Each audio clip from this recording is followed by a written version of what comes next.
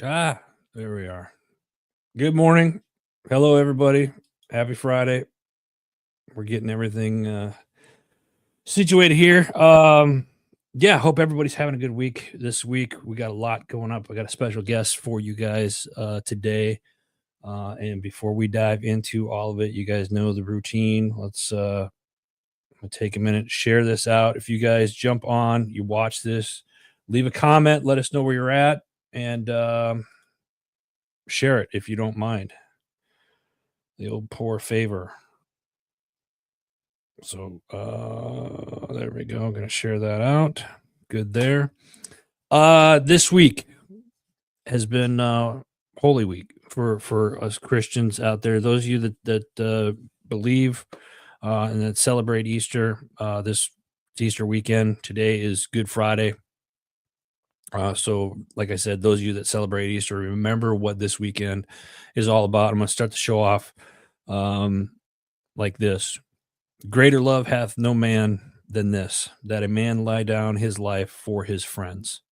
It's John 15, 13. That was in the Bible app this morning. I thought that was appropriate, given what today is and what this weekend is all about. So let's go ahead and let's dive into this week. I've got a very special guest, and I mean special, this this week. He is one of the two disgruntled PMs. He's an Army veteran. He's my friend, Trevor Greenberg. Trevor, what is going on, brother? How are you? Well, it looks like I understood the assignment for Aloha Friday.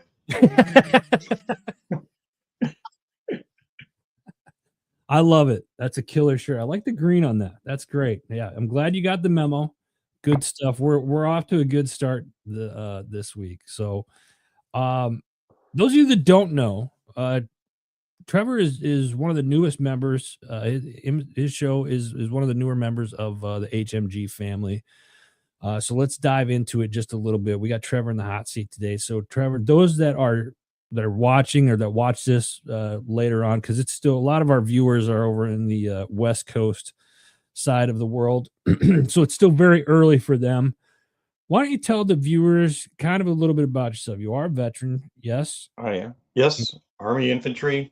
Yeah. Did 7 years, 4 in the 82nd. I say I got out. Excuse me. Gets choked up talking about it. Yeah. I'm talking to Mr. Adam Bird, so you know. I say I got out on time, sir, for good behavior after 7 years. Yeah. All right. Yeah. And what have you done? What's your background now? Or what years did you serve? 04 to 11. Okay. Nice. Fun years. Yeah. Yeah. How many deployments? 3. Yeah. Okay. Yeah. Fun years. You use it, and then you were with the 82nd, so I can imagine that was kept you relatively busy. What since your time in service, what is your background? I am a project manager. I have spent the last almost 15 years honing that craft and skill, and still not sure I'm that great at it. When you say project manager, what exactly do you mean by that? Because I think of several different things. So let's give us more of a definition of what a project manager is. Well, I'll use the same analogy I gave on another show. You know what CrossFit is, right? Yeah. CrossFit took a little bit here, a little bit there, a little bit from every different creative sports field, and then mashed it all up and made their own thing. That's kind of what project management is, because we're known as, we've got our project plans, we run meetings, we do all the admin stuff. But we also lead through influence rather than lead through position, because our teams are not ours. We're borrowing resources everywhere we go. So we have to lead through influence. We have to communicate. We have to translate as conduits from the team members and the SM subject matter experts on the teams, Yeah. all the way up to executives and stakeholders and sponsors, and know what language to use with which audience. So you say you're like the middleman then for everybody? I'm a conduit. Conduit. Oh, I like that. That's a big word for me too. Conduit. Kind of like an Office Space where the guy was the people person.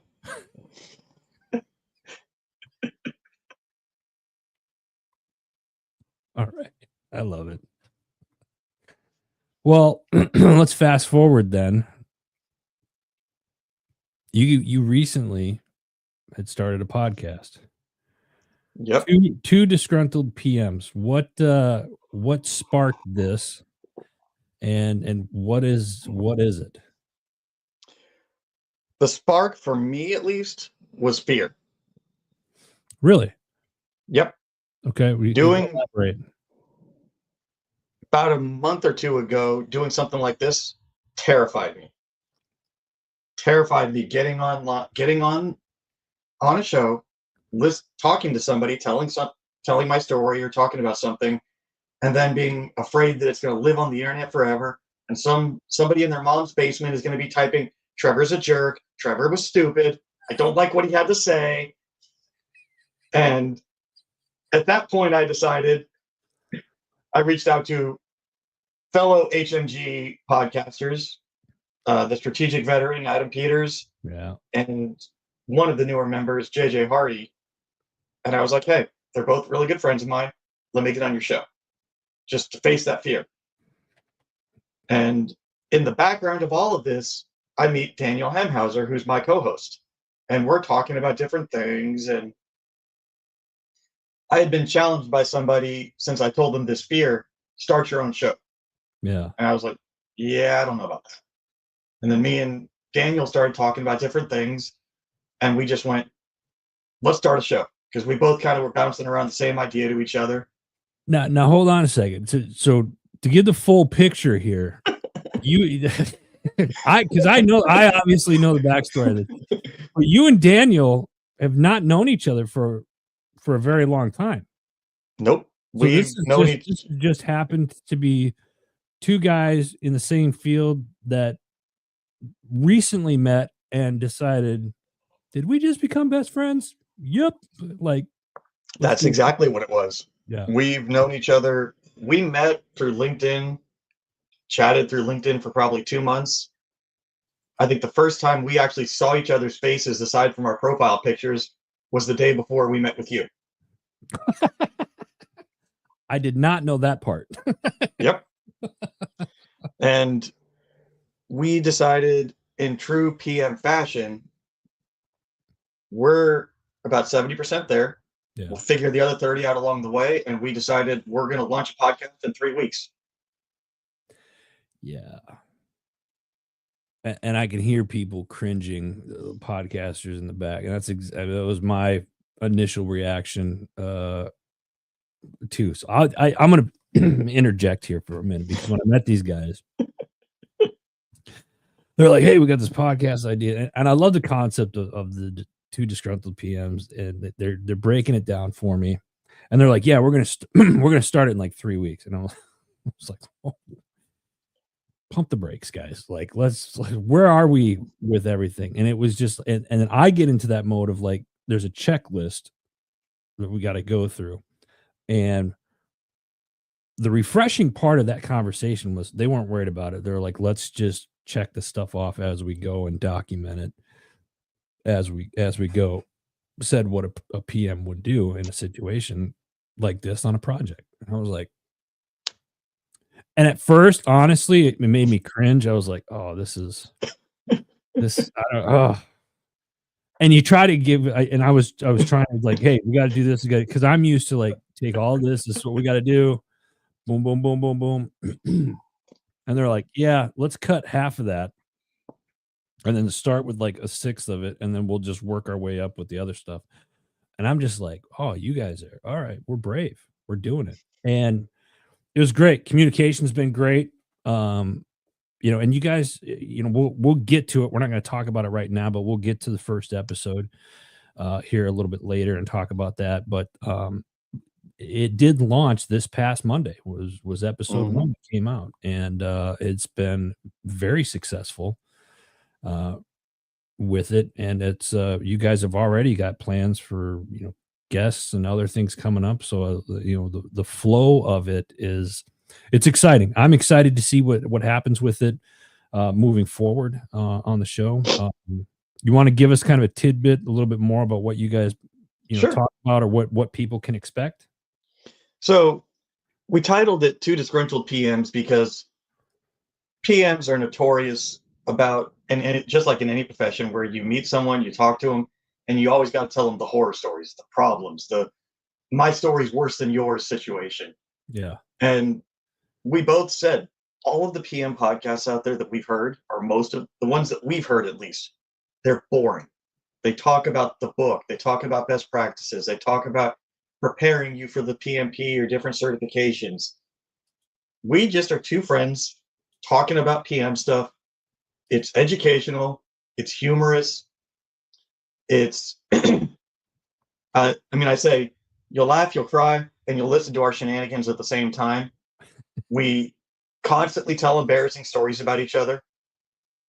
And the real big twist to the show is the project. So we are treating this whole thing as a project, meaning we have our project plans, we have our roadmaps, we have all of the project management stuff that you would expect if you're a PM interested in something like this. Right. And we're sharing it.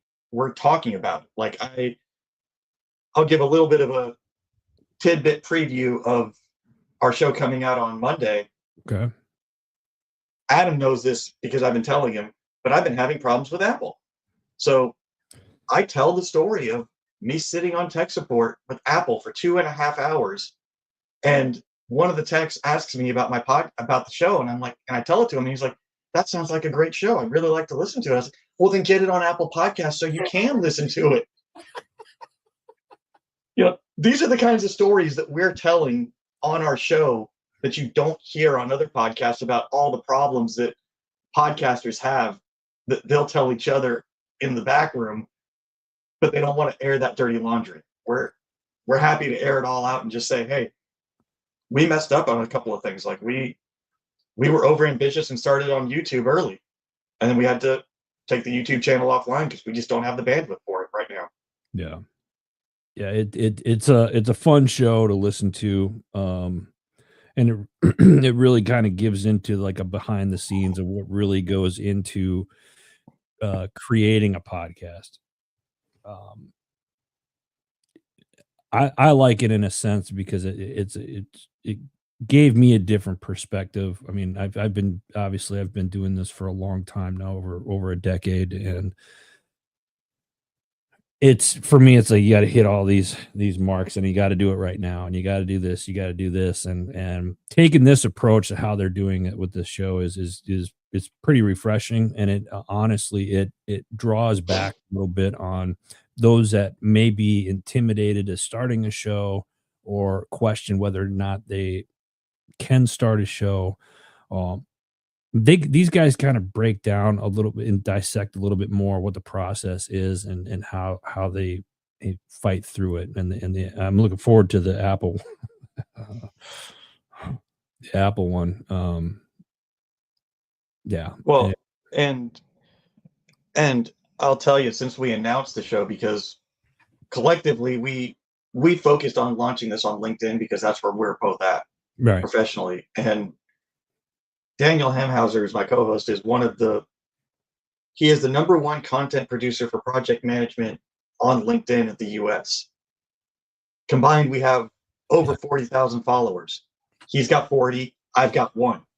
The show page has more followers than me personally, but that's what makes this kind of a great mix. Is if you have two giant influencers hosting a show, they're influencers. They're talking about obtuse stuff that is out of touch with the common man. I'm the village idiot. I don't know if I'd go that far, but I understand what you're saying. You're certainly not an idiot, but it's I see your point that you're making there. It's a good show. I'm excited to have you guys on, folks. And again, we'll get into more about what their show is here once we get into the shows. But we're happy, nonetheless. We are happy to have you part of the HMG family. Ken, good morning to you, brother. Appreciate you jumping on as always.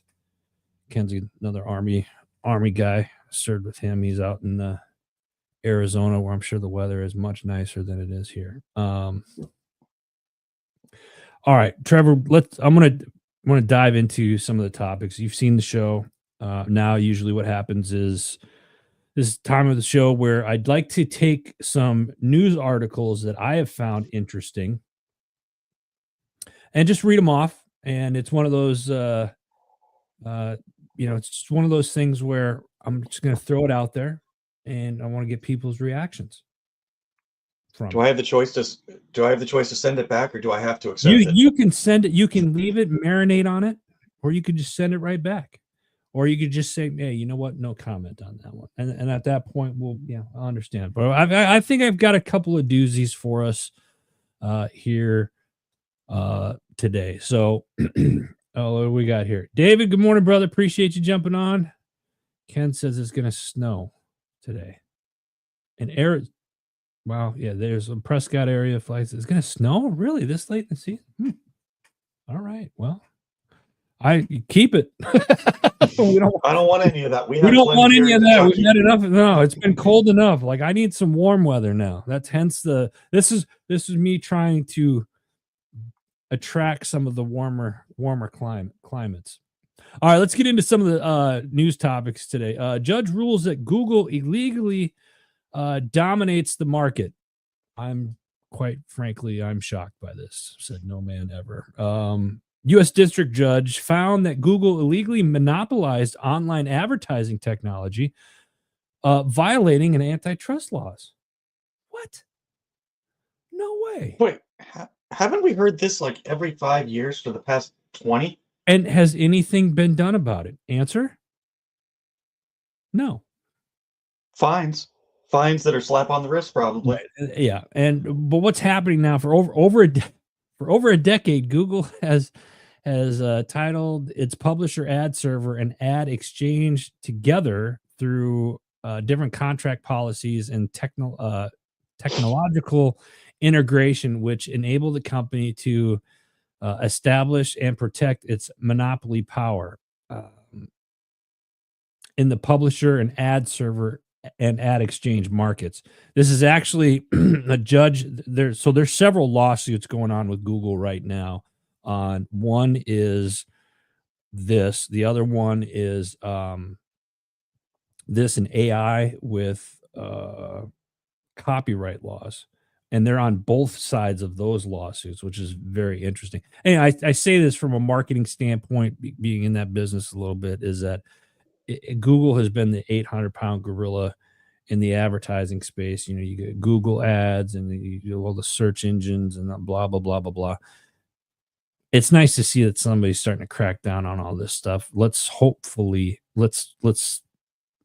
something will change from this and it won't be Google dominated. I'll be honest with you. I don't want to get some hate from them. I'm not the biggest Google fan. So I said, can I play devil's advocate on that argument? Please.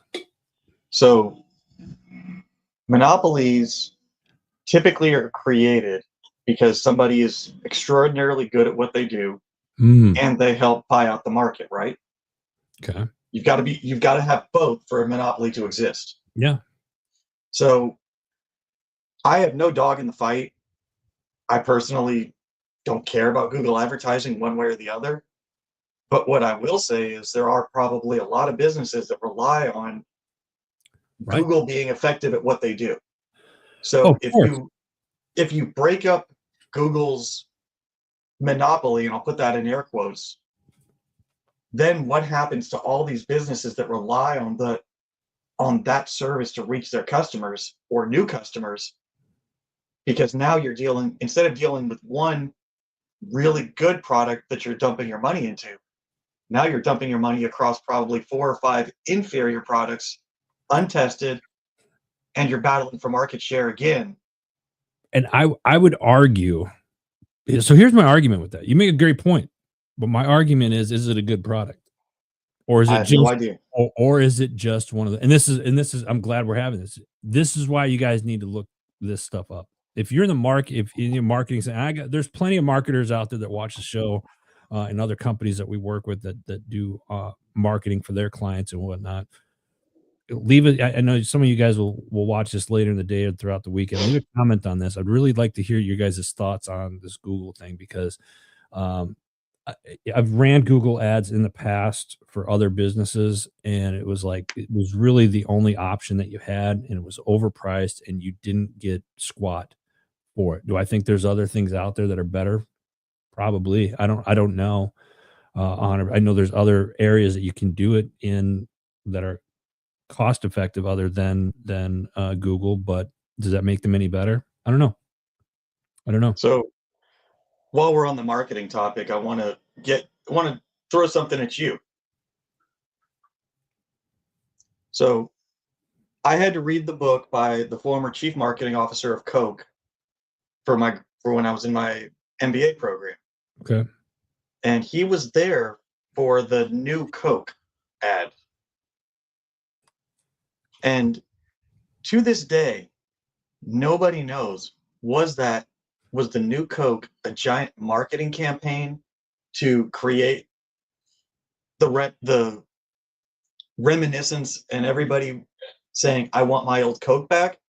Or was it just a terrible idea that they launched and it failed miserably? And then they brought back the old Coke. So you're saying was it like a mind Well, shift?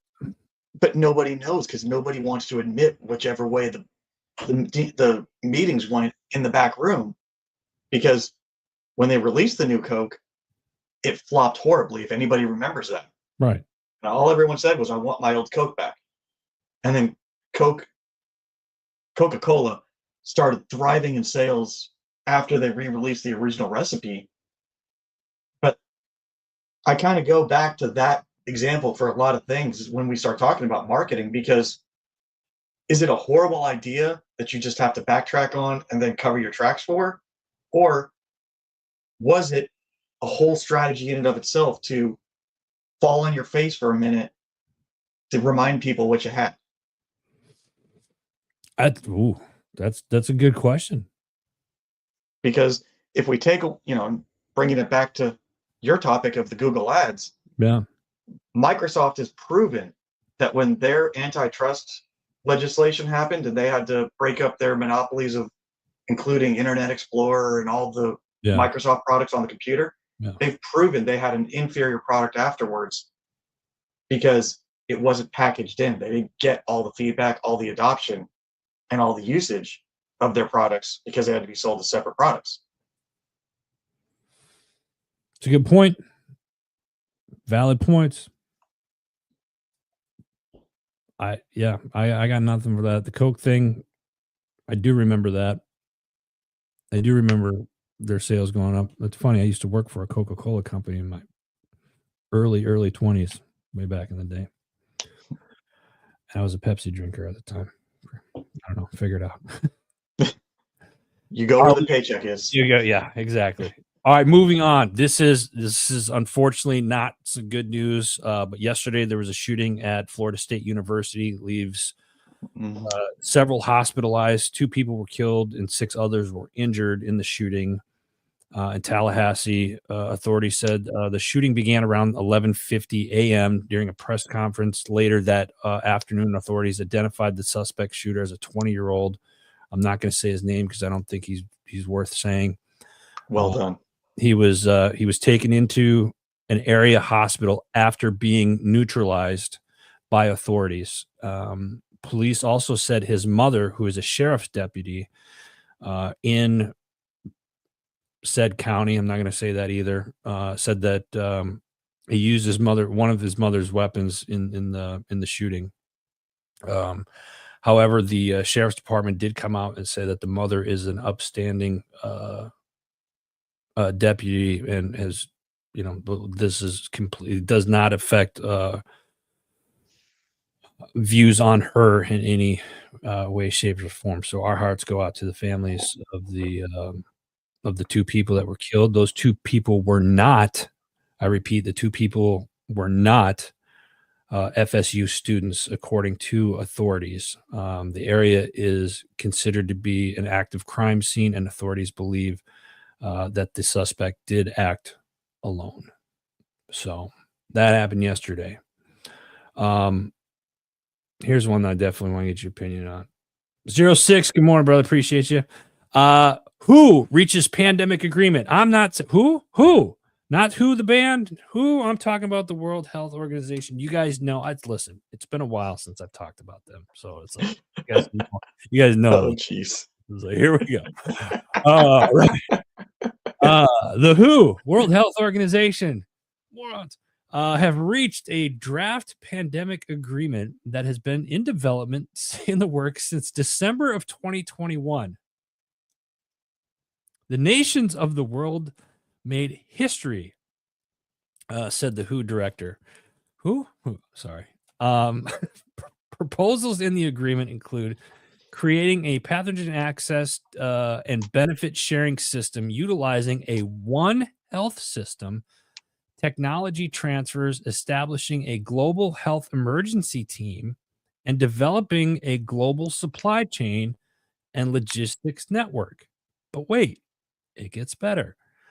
According to the WHO, the draft agreement does not allow the health body to, quote, mandate states to take specific actions such as ban or accept travelers, impose vaccine mandates, or therapeutic or diagnostic measures or implementations lockdowns, end quote.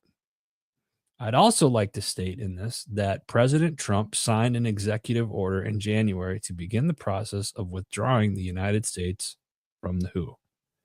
Do you have any input on the WHO? Well, you handed me a game of Russian roulette here.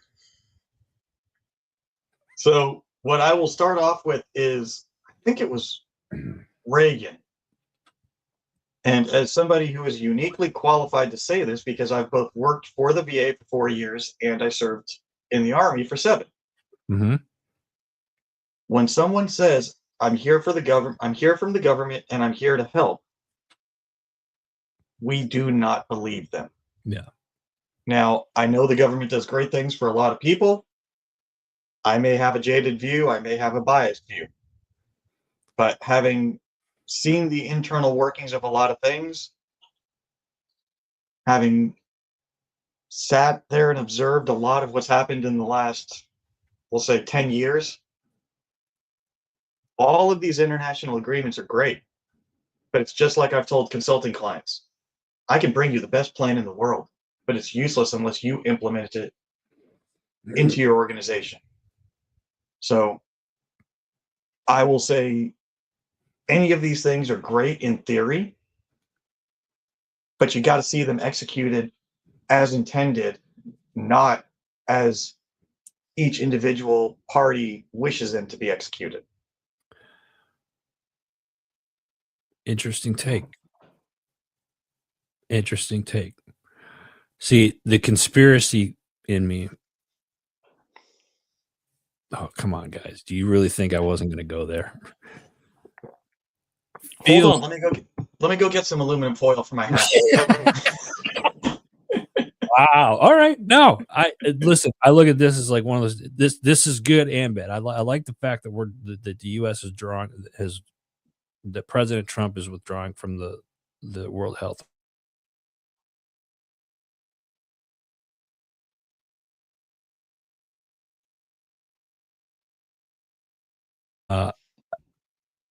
See, I'm talking about it, and they're trying to cut off my cameras already, guys. They're on to us. I think this is a good move in both sides of it. If I just don't think the United States needs to be a part of it. That's my opinion. because I don't trust them. And I say that I don't trust the World Health Organization. I just don't trust them. I just think it's funny that this is happening. And there goes. Oh, okay, we're still on. Yeah. See, they don't like it. They're on. Moving on. We're gonna move on to the next one. Blue Falcon launches. Oh, sorry. I read that wrong. I apologize. I'm sorry. The Blue Origin rocket. I'm sorry. The Blue Origin rocket. Now you have to explain that. You have to explain that to the audience that doesn't know what that means. I can't. The Blue Origin. I misspoke. I apologize. Blue Origin launches Katy Perry and an all-female crew into space, completes a safe landing. Who? I don't know if you guys saw this earlier this week. I think this was one of those.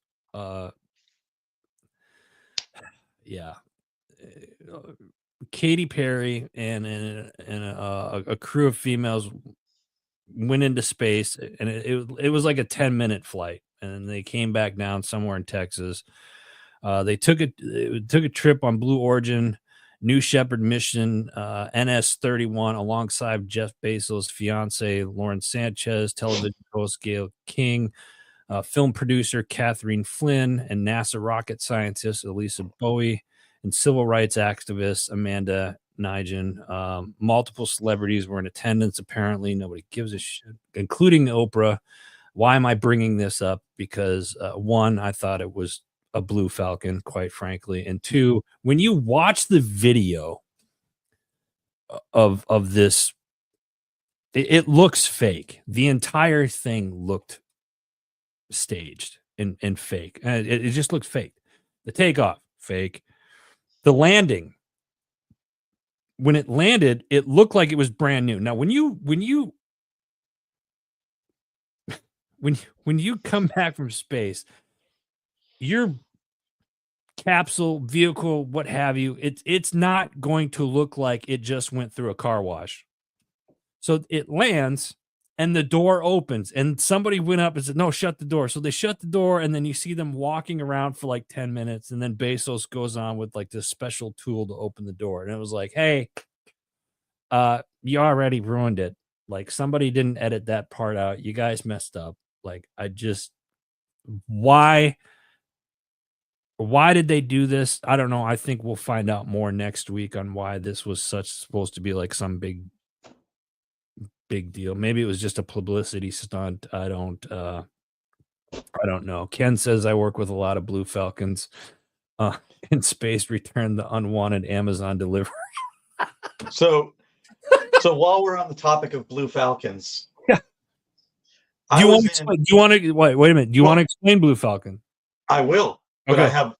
I have context first, because when I was in the 82nd, I was in 2nd Battalion, 325th Airborne Infantry Regiment.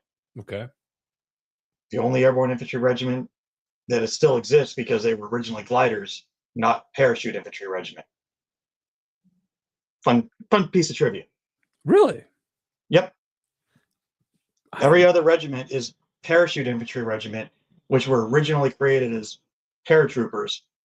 325 was created as glider infantry, which is why they were airborne infantry, and it never got changed.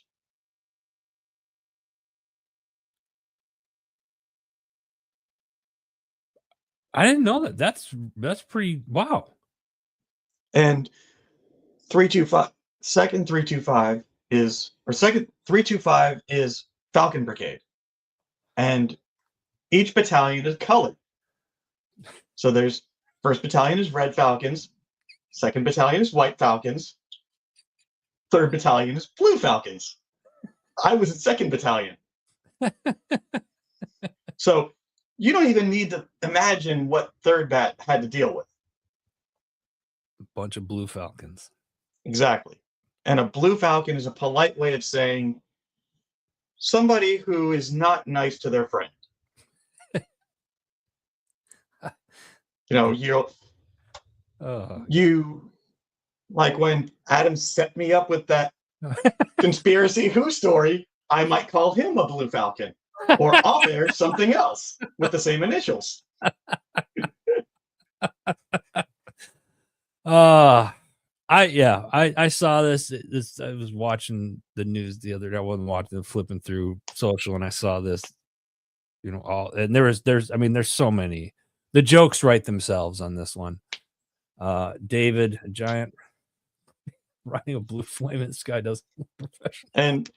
And my comment on all of this is, congratulations, you have money, you went to space. Yeah, Good job. yeah. Good job. I mean, your 10-minute ride. Again, I can't. I'm not going to do it. It's the jokes write themselves.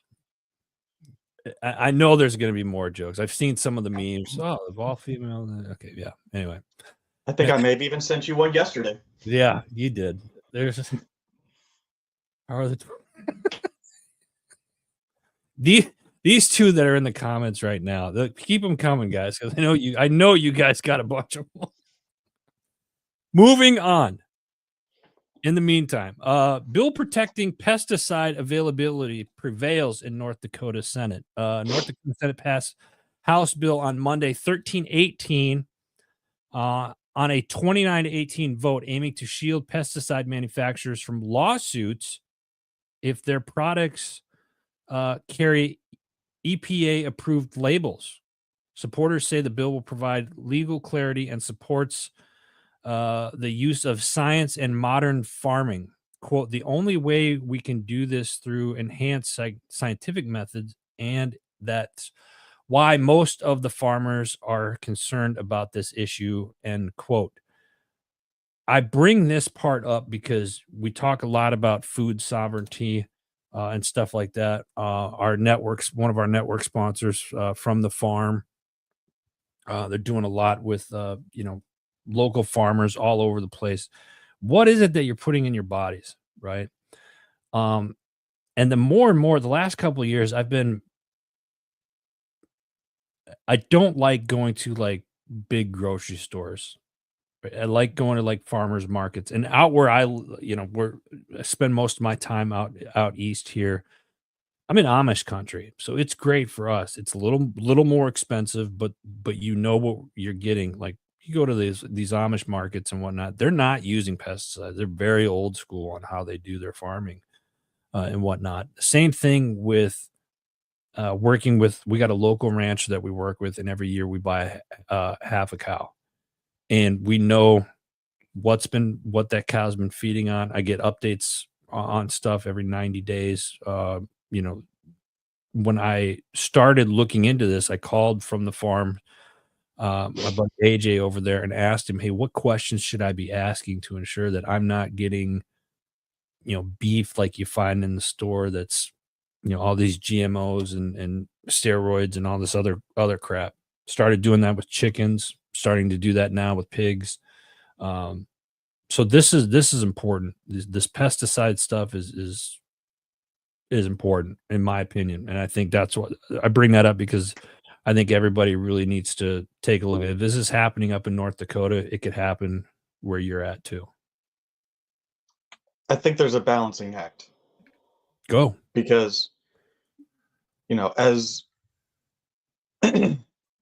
as I'm looking at prices on food and stuff, I've got a family to feed.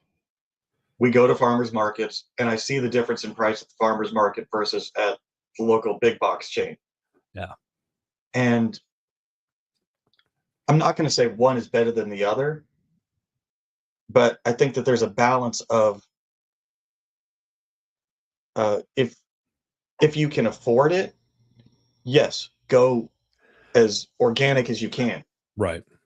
But as somebody I once served with, Dan Holloway, once said, we should not be in a country where you can only be as healthy as you can afford to be. Oh. I agree with that, but to an extent, because there's a lot of things that people can do that are simple behavior changes to be healthier, but they don't want to. I'm guilty of it as anyone is. I go get some fast food and it's a 50 cents upcharge to double the size of my soda. So I do it because it's only 50 cents and I get twice as much soda. But what I don't do is, my wife and I made an agreement probably 10 years ago. We very rarely keep soda in our house. That keeps us not drinking it, because then it's a treat when we go out somewhere to go get it, but it's not, I'm not reaching for three Pepsis in a day because they're in the fridge right next to my desk. Yeah, it's not a habit. You're doing what, you're cutting, but like other people will cut back sweets, sugar. Well, like Yeah. If pop soda, whatever you guys want to call it, but like pop. Making sure you don't have that in the house. The sugary, like we don't have a lot of sweets in this house, and I can have a sweet tooth from time to time, but I purposely don't. I've been, now it's like if I'm feeling snackish, it's almonds or walnuts or dried some type of dried fruit or now. And I oh god, I hate it. You know what I mean? But it's like that's you're eating healthier if you can afford. And here's the thing. I like and what you just said, like eating healthy if you can afford it.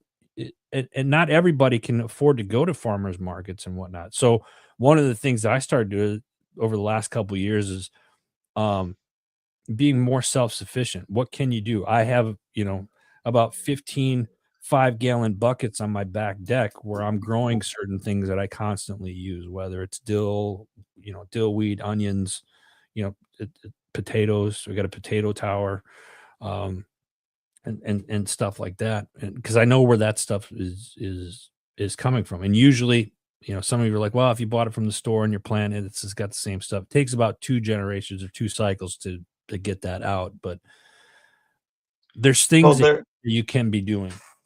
there are co-ops. There are, like, I know our library has seed exchanges where you can get seeds from the library. There's co-ops in town where you can go grow crops. So I'm not going to say space is your problem. I'm just going to say it's effort, and there is some economics to it, because I look at, it's no secret steak is expensive. Yeah. And if I go out, like, I was talking about getting steak for months, but I've been unemployed. So, told my wife, I'm like, I need a reason to celebrate to get steak. So something happened a couple months ago. Went down to the local grocery store. They have, like, they were 5-ounce bacon wrap fillets for $5. Talked to the butcher. The butcher was like, oh yeah, usually these are scraps, but let me take a look at the ones you got. It's like, oh no, those are good. Those are good. And he handed them to me. And I went home and I cooked up 10 ounces of steak for $10 as a treat. But that same amount of steak, if I had gone to the farmer's market, probably would have been twice that. Yeah. So it's a balancing act of Well, what you can afford versus what you can and adequately use to provide for your family. and what I tell people when it comes to beef, I'll use this as a beef. And David, you make a good point. I see what you're saying there. One of the things that I did when it came to what are we doing with beef? How much beef are we consuming, right? Like hamburgers. We get a lot of ground because I mix that with I'll make tacos or I'm a sucker for just like noodles and ground beef. But like when we picked out the half a cow and what it came with, it was like briskets, and then you get like all these Delmonico steaks and New York strips, and like, and they're big portioned steaks that would run, 25, 35, sometimes $50, depending on a fancy restaurant that you go to for that same steak, right? And now I'm getting 8, 9 of them in a half a cow or whatever. And I'm paying, do I pay more upfront? Yeah, but as you break it down, it comes out to, I think it was like $3.80 a pound for the Yeah. beef at it. So We've if you look at it from that. Now here's the other thing. The other thing you got to look at is you have to make sure that you have room. You got a big enough freezer to put it. I'm going to tell you right now, I got a fairly big freezer, and I almost bought another freezer just to put it in. I wanted another freezer anyway. I didn't get it. Well, It's do you know why that happened? Do you know why that happened? why is that? There's a well-known principle. I can't remember the name of it now, but it's, we expand to what we have. Like, think back to the military. Yeah. You get a promotion, you get a pay raise, right? Yeah. How many times did you hear people say, "Oh, well, with this extra couple $100, we're gonna put it away and build the nest egg or put it towards the car or whatever. And then 6 months later, you ask them, "Oh, so how's that going?" I haven't done anything with it because they expanded their lifestyle Right. to what they make. And it's kind of, we do that same thing with everything.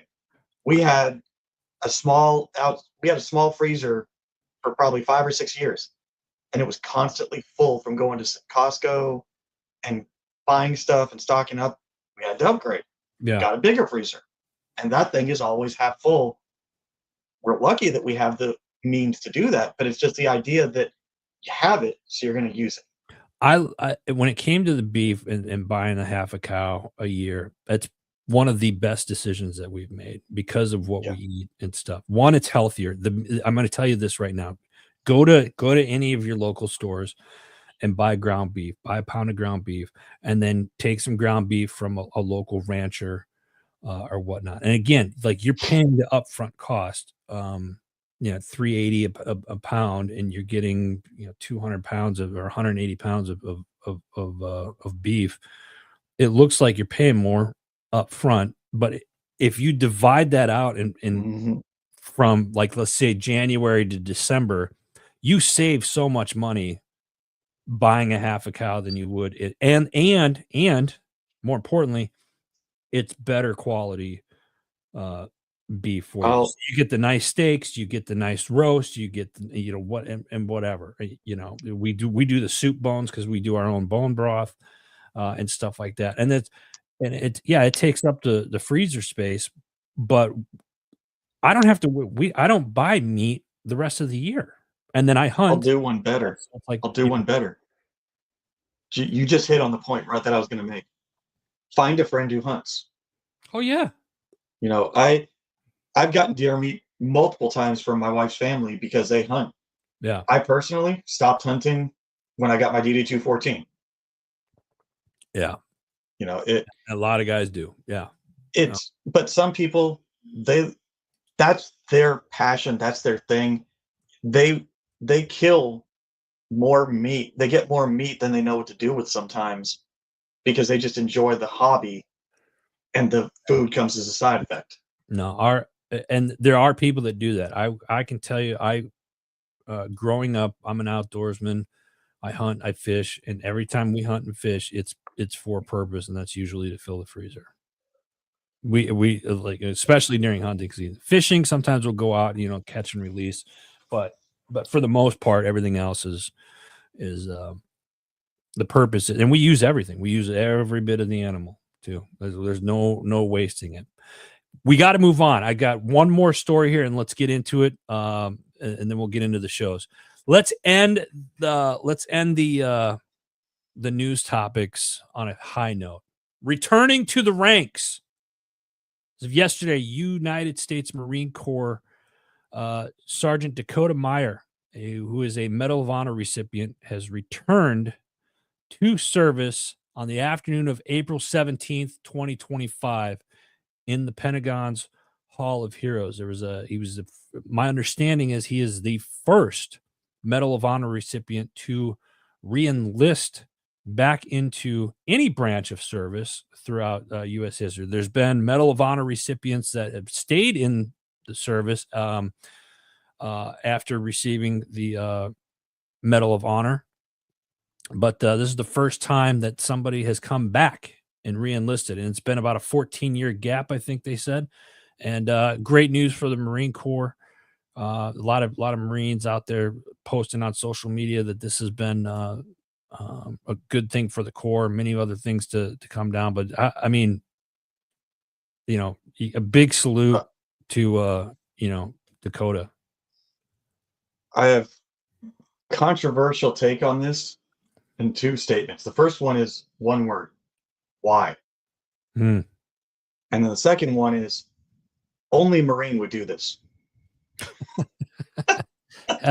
No, It's for some of you I, that's interchangeable. That's inter service love. That's what that is. I, Let's be clear on that. You guys know, but I had probably about, I don't even remember how long ago it was. I had the privilege of going to a breakfast sponsored by Wounded Warrior Project where they had one of the largest gatherings of Medal of Honor recipients in the country. And I sat down, I talked to a bunch of them. I met one when he was speaking at Auburn University. I was there. I got there. I was the first one there, got there early, wanted to meet the guy, wanted to talk to him. I've heard him talk on multiple podcasts after that. One of the things that I constantly heard from the Medal of Honor recipients is once you get that medal, the Army kind of just puts you in a box, or the military, whatever branch it is, kind of just puts you in a box and bubble wraps you because you're a Medal of Honor recipient. They don't want something to happen to you. Right. So I just ask, what's the motivation for going back in, knowing that you're not going to be deployed? You're probably not even going to be handed a rifle, even though you're a Marine. Is it for morale? If it is, great. That's awesome. Go around, do your thing. But, you know, I knew people on the Army Marksmanship Unit when I was at Benning, and I'll never forget this because it was such a cathartic moment. I had multiple trips with the 82nd, and I'm sitting there talking to this guy who's a pistol instructor for the Army Marksmanship Unit, competitive pistol shooter. That's all he's ever known. And he's telling me about how Ranger Battalion is going to take him on a deployment, give him a team, and he's going to go overseas, go kick in the door as a team leader with the Ranger Battalion, never having served one day on the line. And I just sat there and I looked around his apartment because he lived 2 doors down from me. Tables full of coins, everything you would expect from one of the demonstration teams. And I just said, that's absolutely what they're going to do, is give you a fire team, having never served a day in battalion, not going through RIP, not getting a tab. Yeah. They're going to give you a team just because you showed up because you're on the AMU. And you're like, I'm going to need you to pee in this cup. Well, I say this because we have a tendency to take dumps on a lot of things that we might not understand.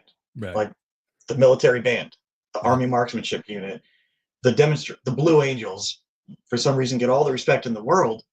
But the reason is because those guys and girls, they come in, they do a 3-year, 5-year rotation, whatever it is, with the Blue Angels, and then they go back to their units. It's a temporary assignment. It's not a career. And I just question, what is his motivation for going back in after a 14-year service break? Dakota is one. I mean, he's true and true. He signed up in 2006, and was in the Corps until 2010 when he was honorably discharged after 2 deployments in the Middle East. One could speculate that they're going back in to help with morale and recruiting or whatnot. And nobody knows where he's going to end up. If he ends back, do you think he'll end up back in a line unit? I don't know. No. Probably not, because he's a Medal of Honor recipient. I had a smart ass remark for this. Like it was going to go through the history, like Gunny Highway was a Medal of Honor, because Heartbreak Ridge. Yeah, and that's but it's like maybe he turns out to be the next Gunny Highway, and I say that jokingly, guys, obviously, but if you've ever met Dakota Meyer, or if you listened to him talk, I mean, he's maybe he just wanted purpose. Maybe that he felt like there was purpose there, and he wanted to get back in because he was missing something in his life. I'm not answering. I don't know, but God bless him if that's the case. I will never talk down on somebody that raises their hand and takes the oath, because we've all done it. We all have those friends that are like, oh, well, I didn't serve. I didn't do what you did. Yeah. And do you know who Austin von Lichtenman is? Yeah. He had a really funny video that he made about going to MEPS. Everybody goes to MEPS, and there's always the 80-year-old doctor that has you bend over and spread him and looks at your butthole.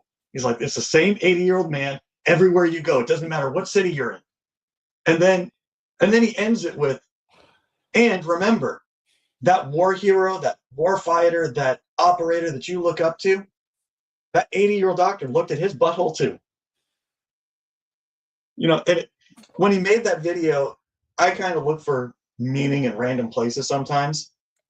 And I always say, great, you did something that I didn't do, but that doesn't make me any less of a person. Right. And that puts the whole thing in perspective of everybody had to bend over and spread them. Everybody had to do the same things when they got in. And just because you served, just because you didn't do, you didn't do the Tom Satterley route where you went Delta, were in the Battle of Mogadishu and everything else, you may have just been, well, not just, but you were a pack clerk for 4 years or a reservist for 4 years, never saw a day outside of The wire. your hometown, Yeah. Not even the water, your hometown. That doesn't make it any less dignified of what you did. Right. Yeah. And If you raised your right hand, because you didn't know what was coming around when you raised, how many people knew 9/11 was going to happen weeks before they raised their hand and went to boot camp, never mind years. Yeah. And, we can pontificate all day long about why Dakota is going back in. His life has been on display for years of all of his, I'll say shortcomings, but I don't want to call them that. Yeah. Yeah. No. He's been on display for so long. There's a lot of Medal of Honor recipients that become recluses. There's ones that they earn it, they go do their thing. Malcolm Gladwell had a really good series where he highlights Medal of Honor recipients. And I just want to know before I make a judgment, I would want to say, why are you re-enlisting after a 14-year break? Because most people don't do that normally, never mind with the Medal of Honor in hand. And if it's, this just happened yesterday afternoon. I would assume that there'll probably be some type of press conference or there'll be, some type of statement made over the next couple of weeks with him being out. I mean, he did a PT or he did PT yesterday with Secretary of Defense Pete Hegseth. There's several other people in attendance. I know the article that I read, the Sergeant Major of the Marine Corps was out there too. It good for him. It's good for him. It's pretty cool to see, and at the same time, like you said, my reaction is like, why? But at the same time, it's like that's pretty freaking cool too. If he's going in and he's doing PT and he's being a Marine, yeah, and thumbs up, awesome job, dude.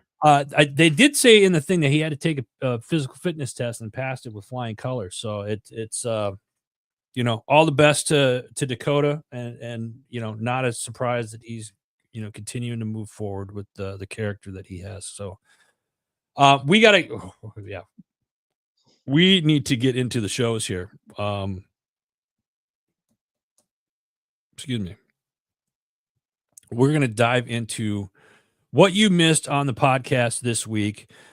First show up in the queue, two disgruntled PMs with Trevor. Trevor, what your first episode? First off, congratulations again on this. What was this episode about?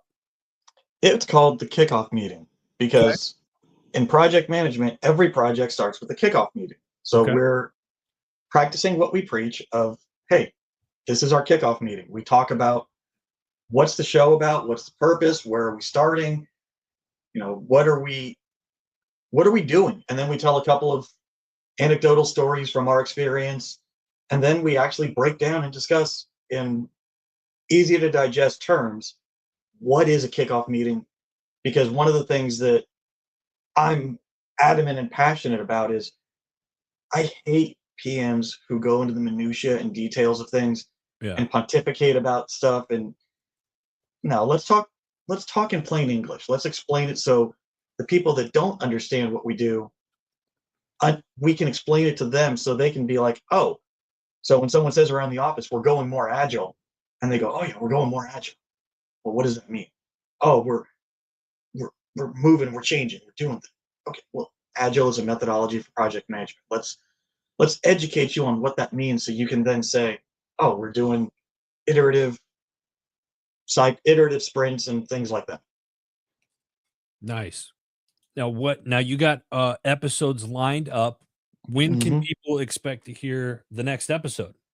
Monday. It's already recorded and ready for editing. I love it. Two Disgruntled PMs. Make sure you check them out. You can catch them on all their. Make sure you check out all their social media platforms. Go to their show page on Heroes Media Group, and you can also see them on Amazon.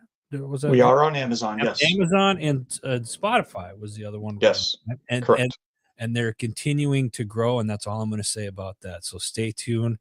Stand by with that. Trevor, thank you so much for that. Next up, we got Warrior Veteranpreneur Podcast, another show that we are both very familiar of. This week, his guests were yours truly. Boom, we're right here. We are right here. Both of us got to bless the Warrior Veteranpreneur Podcast this week. Great episode. Make sure you guys check it out. It's JJ does a great job with this show. You can watch it on his YouTube channel. So make sure you guys go check that out. Warrior Veteranpreneur Podcast. Next up, we got Keep It Spiritually Simple with our friend Sandra. This week, she's talking, do you have a toxic closet, kitchen, or pantry? This is a pretty eye-opening and kind of nasty thing. You start looking at some of the things that are in your closet or in your pantry, you're like, that's not, we got to get rid of that. So check that out. Keep It Spiritually Simple. Again, folks, quick reminder, you can check out all the shows in the Heroes Media Group website. Go to their show page. Make sure you follow their social platforms. Next up, we got True Patriot Outfitters with their Doc Talk podcast. Final new episode coming up. What does that mean? Tuesday, April 22nd. It's the last show of the Doc Talk podcast. Sad Panda. That's my wedding anniversary. Is it really? Well, yeah. So here's the thing. They're ending True Patriot Outfitters. They're ending their Doc Talk podcast after 5 seasons. But it's because they're working on a new project. What is that? You got to listen to find out what's they're up to next. I'm excited about it. So stay tuned for more True Patriot Outfitters. Check them out. Faith, Valor, Growth has a new episode out this week. This week, the hosts explore the intersections of faith and leadership. They kick off with a light chat before diving in deeper spiritual reflections. Host J Mac shares his personal struggles with feeling unworthy to discuss faith, sparking a conversation on perception of Christians and the essence of relationship with Christ. And then Dominic highlights Jesus' inclusive ministry, emphasizing the importance of reaching out to all regardless of their backgrounds. Faith, Valor, Growth. Check it out. Next up, another buddy of ours, Trevor, the Strategic Veteran with Mr. Adam Peters. He did a couple of episodes this week, one with David Pierre, a buddy of ours from Military to Millionaire. And then this one here that we're going to talk about, he spoke with Ben Vernon, Air Force veteran, who pivoted from a nuclear missile security to launching his own dog training business. This was a pretty interesting episode. He had some humble beginnings that he talks about in the security forces, his unexpected path towards the Secret Service, and how a failed polygraph exam eventually led to a thriving 6-figure business. Really cool episode. Check it out. The Strategic Veteran. What do we got next? Homefront Sit Rep Podcast. Another gentleman that we also know. This week is the story of a war hero newlyweds. Retired war hero's family trade the keys in for their condo for an old life in picturesque Monteo on the Outer Banks of North Carolina. to the keys to an old FedEx fleet van with just over 300,000 miles on it. Did I read that right? So they gave up their house, their condo, for a fleet van with 300,000 plus miles on it. Yeah, I did read that right.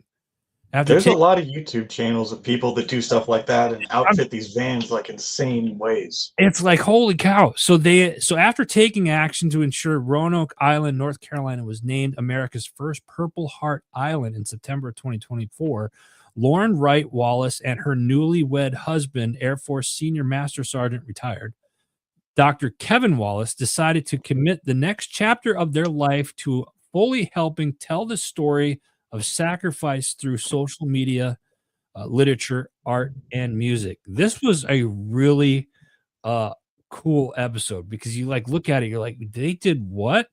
And what they're doing right now is awesome. And you're asking me, well, so what are they doing? Well, take a listen to it and find out. Homefront sit rep high. You like how I did that? Yeah. Good sell. Yeah, thank you. Next up, JMac podcast this week. He's speaking with Marcus McGee and gets real about advice he gives his kids and the pain that he carried growing up. Quote, we talk about breaking down cycles of negativity, raising kids from strength and empathy. What healing really looks like when you've been doubted all your life. So this is a pretty cool episode, JMac podcast. Check that out. What do we got next here? Patriots Inside the Wire, the two-step crew, Tuesday, Wednesday, Thursday, and I know they're adding a fourth one. But this week, several episodes. This one here that we're talking about, Major General retired Gail Pollock was the first woman and non-physician to serve as the acting Surgeon General of the United States Army. She's a trailblazer in military medicine. Major General Pollock also served as the commander of the Army Medical Command and the 22nd Chief of the Army Nurses Corps. Go check that out. This woman has done a lot of things in her career and post-career. Check it out, Patriots Inside the Wire. Next up, Bump in the Road podcast. Pat always does great episodes. I talked to Pat the other day, and she's got shows lined up from now until the end of October already. And she's got a waiting list going for people to be on her show. This week is finding one's voice can be a daunting journey. And she speaks with Laura Reed, who had to overcome a severe stutter. And now she's a public speaker, teacher, teaches other people the ins and outs of effective communication. Maybe I can learn that because I clearly cannot talk today. Bump in the Road podcast. Check it out. Next, just a few more. Stay with us, folks. Arms Room Show every Monday, 2 p.m. Arizona time. They got a new episode that comes out this week. This week was their Q&A show. They do this once, maybe twice a year. It's always exciting. They're answering questions from you, the listeners. So make sure you check it out to see if if your question got answered on this week's show. Arms Room Show, one of the OGs of HMG. Next up, Misfit Nation podcast. They do a couple of shows each week. This week, host Rich LaMonica welcomes Army veteran Eric Donahoe. He's a beacon of resilience, leadership, and purpose, from earning a Purple Heart to founding Hand Up Reality. I don't know why did I say reality. Realty, Jesus. Eric's journey exemplifies overcoming adversity and creating a meaningful impact. This guy has done a lot post-service. He's an advocate for veterans' rights, mental health, and global empowerment. His pivotal work led to the passage of the 988 suicide hotline and the PACT Act, earning him recognition in the East Room of the White House. Beyond his advocacy, his real estate ventures focus on supporting veterans and strengthening communities. He's a philanthropist. He's delivered over 1,000 wheelchairs to disabled children in Nepal. He's an award-winning landscape photographer, showcasing beauty and resilience in Fortune 500 campaigns and national exhibits. Really cool episode. Check it out. Misfit Nation podcast. Next up, we That's got not fair. what's that? That one person can do all that. Yeah, isn't that crazy? I mean, it didn't say how long he's been out of the military, but I mean that's a lot. You know, the 988 suicide hotline, and then 1,000 wheelchairs to disabled children in Nepal. Like, jeez. And then the landscape photography stuff. That I did see some of the pictures. Beautiful pictures. Beautiful pictures. Next up, we got your 6 at 6 with the People's Patriot Project every Sunday night, 6 p.m. Central Standard Time. Yeah, Central Standard Time. They got like a round table that they do. They do it live on their Facebook page, People's Patriot Project. Go check it out. Other side of the firewall. This one here, they do a show every day, Monday through Friday. They got a new episode that comes up. Yeah. This week, Mr. Nash is their guest. Alfonso, I said that wrong. Nash, Mr. Nash discusses his journey into cybersecurity and the creation of the Cyber Coffee Hour podcast. This was a pretty cool episode. I've learned so much. I'm not an IT guy. I learned how to turn on my computer. I could send an email, and that's about the gist of it for me.